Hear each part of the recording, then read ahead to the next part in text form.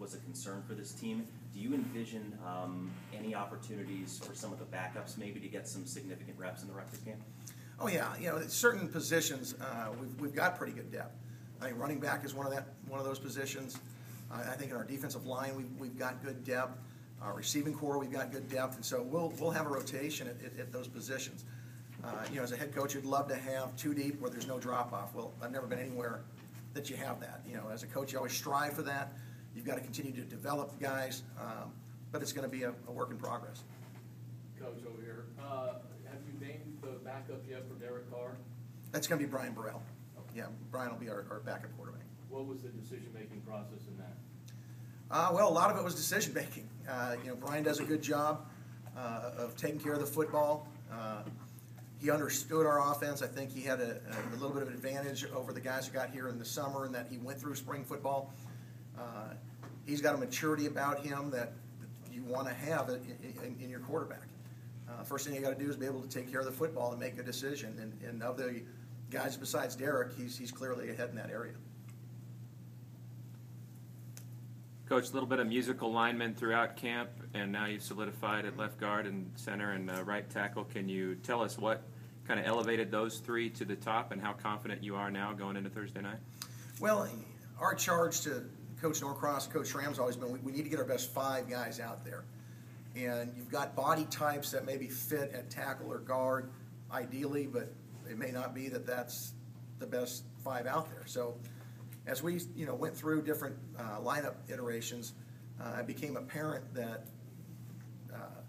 not only Northern but Alex Fita were two of our best five, and so we decided to move Alex into guard. And Lars Bramers had a good camp. I think he's starting to come into his potential as a senior and realize this is it for him. So let's go out in a blaze of glory. All three of those guys we've got a lot of confidence in. And we've got a couple guys in the backup roles that still need to develop, and through the season, potentially we'll get some time because, in case there's an injury, they're going to have to. But that starting five is our best five, and I like where we're at with those guys. Kind of building on Paul's question, a lot of people think one of Rutgers' biggest strengths is their defensive front. How much time have your guys spent looking at tape on them, and how confident are you in their ability to keep the rhythm going? Well, our staff, of course, all summer has been looking at Rutgers, and we probably started, maybe 2 weeks ago, showing our players tape. Our guys realize this is a very talented, very well coached team. You look at them last year statistically. I think they were 4th in the country in scoring defense, 10th in total defense. They're particularly strong against the run.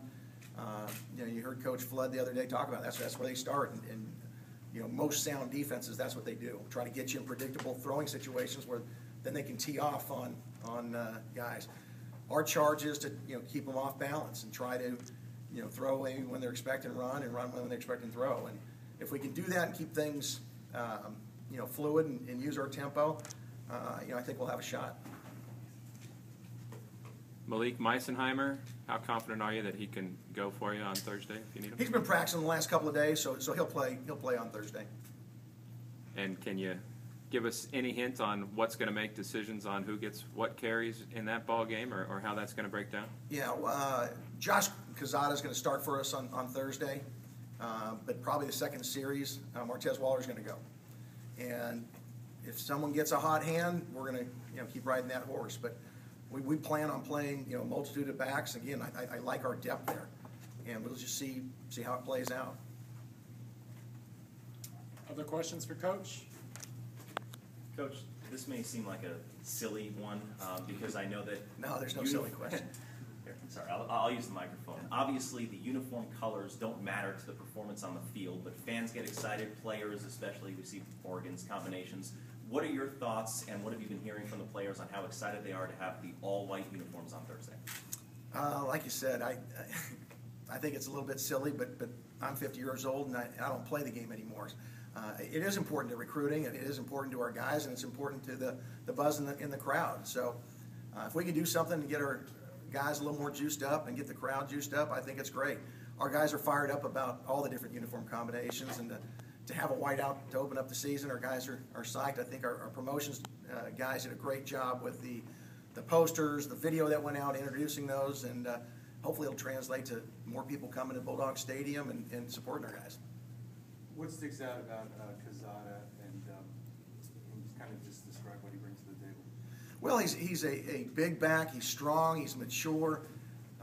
He's probably, if not one of the top two guys in our protections. He understands it very, very well. He can catch the ball out of the backfield, whether we get him out as a check down guy or whether we go empty, and he's a legitimate threat. So he's a very well-rounded back who's been there. I mean, he started for 2 years in a good football program, and so to have him here, I like that experience. Coach, it's been a long off-season, a lot of Rutgers questions. This time next week, you'll have Cal Poly questions. So how excited are you to get this game on and move on to the season? It's been a long month. We started on the 1st when our guys reported, and you have different phases in camp where the first couple of weeks it's all about you and trying to establish an identity. I like where we're at there. We've gone into the phase with Rutgers, and we know it's a big challenge, but Thursday, is a chance for our guys to have everything come to fruition. And I really believe we'll be playing as fast as we have all fall. We hit a different colored jersey than, guys knocking each other all the time. You guys get a little chippy because they're tired of hitting each other. But it's time, and our guys are ready. Do you see yourself, or you envision yourself at this, you could say Monday of game week, like the team, or do you see it far, like beyond expectations? Well, I have high expectations for our guys, and I think we've had a great camp. I like the fact that we've only got one guy, Riley Barnes, who's definitely out this week and will be out for several more weeks. We've come through, I think, with a good balance of having good, hard physical practices, yet not getting guys injured now for the season. The proof will be in the pudding Thursday. Until you play, you don't know. I'm sure there'll be situations, which happens often early in the season. Are we going to be able to tackle in space? You always worry about, did you get enough of that? Are we able to make guys miss in space? All those things that are live action situations, which can, potentially get guys hurt. You got to wait till Thursday to see what's going to happen.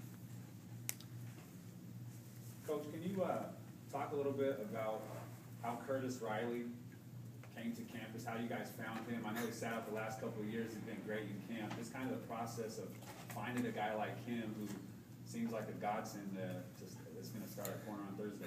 Yeah, we were very, very fortunate. Ronnie Antoine, who recruits Orange County for us, noticed him practicing when he was down in Southern California recruiting at Fullerton. And we've got everybody on the road, and I get reports back from guys, and Ron was all fired up about a guy, and I said, "Tell me about him." He said, "Well, he didn't play this year, and he looks great on the practice squad." So I kind of rolled my eyes, and they said, "Okay, we'll keep him on the back burner, and bring the tape back." And he was going to be a later qualifier. He wasn't going to be done until the summer.